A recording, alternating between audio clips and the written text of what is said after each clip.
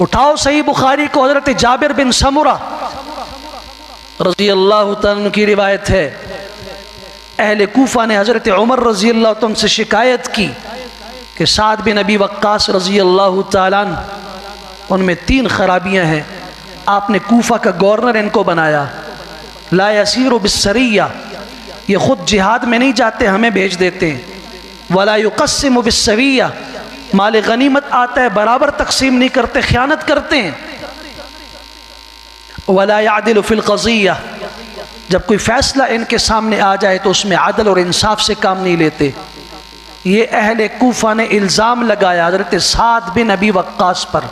رضی اللہ تعالیٰ عنہ، جو ان 10 صحابہ میں سے ہیں جنہیں 10 مبشرہ کہا جاتا ہے، جنہیں حضور صلی اللہ علیہ وسلم نے اپنا ماموں فرمایا اور تیر دیتے ہوئے فرمایا تھا میرے ماموں کی طرح کوئی ہے تو اپنا ماموں پیش کرے۔ ان پر الزام لگا، تحقیق کے لیے بندہ بھیجا گیا، کوفہ کی جامع مسجد میں کھڑے ہو کے اعلان کیا کہ آپ لوگوں کی یہ شکایت ہے۔ کس کی طرف سے یہ شکایت ہے؟ ابو سعدہ اسامہ کھڑا ہوا، تاریخ نے نام بھی لکھا ہے، ابو سعدہ اس کی کنیت تھی، اسامہ بن قتادہ کھڑا ہوا، اس نے کہا میں کہتا ہوں یہ 3 جرائم ان میں ہیں۔ اب سنیے ذرا، یوں دیکھا حضرت سعد رضی اللہ عنہ کھڑے ہوئے اور ان سے کچھ نہیں کہا، کوئی صفائی نہیں پیش کی۔ اے اللہ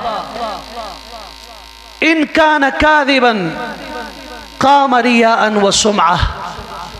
اللہ یہ بندہ اگر صرف شہرت کے لیے، آج کل میں آسان الفاظ سے کہہ دوں، ویورز کے لیے اور اپنی لائکس بڑھانے کے لیے اس نے جھوٹ گڑا، تو اللہ 3 الزامات اس نے لگائے، میں 3 بد دعائیں کرتا ہوں، اگر یہ جھوٹا ہے فَأَطِلْ عُمُرَهُ، اللہ اس کی عمر لمبی کر دے، وَأَطِلْ فَقْرَهُ، اللہ اس کی تنگدستی کو لمبا کر دے، وَعَرِّضْهُ لِلْفِتَنِ، اللہ اس کو فتنوں میں ڈال دے۔ پھر لکھا ہے حضرات محدثین نے کہ چوکوں اور چوراہوں پہ اس کی عمر اتنی زیادہ ہو گئی تھی کہ یہ آنکھوں کی بھویں اس کی مستقل نیچے گر گئی تھی، کمزور ہڈیوں کا ڈھانچہ پڑا ہوتا تھا، اور جب پوچھا گیا تو کہتے ہیں میں سعد بن ابی وقاص کے اوپر جھوٹا الزام لگانے والا شخص ہوں۔ اٹھاؤ سعید بن زید رضی اللہ تعالیٰ عنہ کو، یہ بھی ان 10 صحابہ میں سے ہیں جو 10 مبشرہ ہیں، ان پہ ایک عورت عروہ نے تہمت لگائی، الزام لگایا انہوں نے میری زمین پہ قبضہ کیا ہے، تحقیق کی گئی، اللہم ان کانت کاذبہ، اے اللہ اگر یہ عورت جھوٹی ہے فَأَعْمِ بَصَرَهَا، اللہ اس کی آنکھوں کی نظر غائب کر دے، اسے اندھا کر دے، وَاجْعَلْ قَبْرَهَا فِي دَارِهَا، اللہ اس کی قبر کو اس کے گھر میں بنا دے۔ یہ بد دعا دی، یہ عورت چیختی چلاتی تھی، نابینا ہو کے لوگوں سے بھیک مانگتی تھی اور کہتی تھی سعید بن زید جیسے صحابی کے خلاف الزام لگانے والی عورت ہوں، ان کی بد دعا کا شکار ہو چکی ہوں،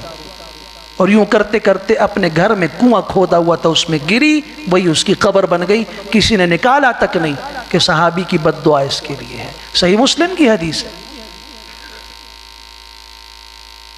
اللہ کے لیے یہ چھوٹا جرم نہیں ہے، یہ معمولی بات نہیں ہے، بچو اس سے۔ اگر آپ کو تحقیق نہیں، اپنی زبانوں کو لگام لگاؤ، یہ ایسا جرم ہے جو آپ کی نیکیوں کو ایسے ختم کر دیتا ہے۔ سیدنا ابو ہریرہ رضی اللہ عنہ نے فرمایا، حضور صلی اللہ علیہ وسلم نے فرمایا تھا 5 جرم، 5 گناہ ایسے ہیں لیس لہن کفارہ، جن کا کوئی کفارہ نہیں ہے۔ ان میں سے ایک بہت المؤمن، مسلمان مومن آدمی پر بہتان باندھنا، الزام لگانا۔ یا رسول اللہ صلی اللہ علیہ وسلم جس نے کسی پر الزام لگایا اس کا کیا ہوگا؟ فرمایا بلا وجہ، جرم نہیں تھا اس پر، اس کا الزام لگایا، ادخلہ اللہ فی ردغۃ الخبال، اللہ تعالیٰ جہنم میں اس جگہ پہ سے داخل فرمائیں گے جہاں ساری جہنمیوں کی پیپ اکٹھی ہوتی ہے۔ سارے جہنمیوں کا پیپ اور گند جہاں جمع ہوتا ہے اللہ وہاں داخل کریں گے۔ اور یہ نہیں، صحیح الجامع کی روایت میں ہے، حضرت انس الجہنی رضی اللہ عنہ کی روایت ہے، جس نے کسی کے اوپر الزام لگایا وہ اس سے بری تھا، کل قیامت کے دن اللہ تعالیٰ اسے جہنم کے اوپر جو پل ہے جس کو پل صراط کہتے وہاں روک دیں گے، فرمائیں گے پہلے ذرا اس بندے کا معاملہ صاف کرنا۔ بتاؤ وہاں کوئی معاملہ صاف کر سکتا ہے؟ پاؤں پڑ جائے گا، کسی خان صاحب کو، کسی بڑے آدمی کو، جرگے کو لے آئے گا، معاف کر دو، ہو سکتا ہے؟ پیسے دے دے گا، جب تک یہ تمہیں معاف نہیں کرتا اس وقت تک کھڑے رہو، اس کی نیکیاں اٹھا کے اس کو دی جائیں گی، اور پھر بخاری کے الفاظ ہی ہیں کہ جب اس کی نیکیاں ختم ہو جائیں گی اٹھا کے جہنم میں پٹخ دیا جائے گا۔ اے اللہ، اے اللہ، اے اللہ، ہمیں کسی مسلمان کے بارے میں، کسی انسان کے بارے میں ناحق الزام اور تہمت کے سوچنے سے بھی بچا لے۔ کسی مسلمان کی عزت اگر ہمارے اشارے سے بھی خراب ہوتی ہو، اللہ ہمیں ایسا اشارہ ہی توفیق ہی نہ عطا فرما۔ اگر ہماری آنکھ کے اشارے سے، ہماری زبان کے اشارے سے، ہمارے ہاتھ اور انگلی کے اشارے سے کسی مسلمان کی عزت خراب ہوتی ہے، اللہ ہماری نظر لے لے، آنکھ لے لے، ہماری انگلی توڑ دے، لیکن کسی مسلمان کے ساتھ یہ معاملہ نہ ہو۔ آمین کہہ دیجئے۔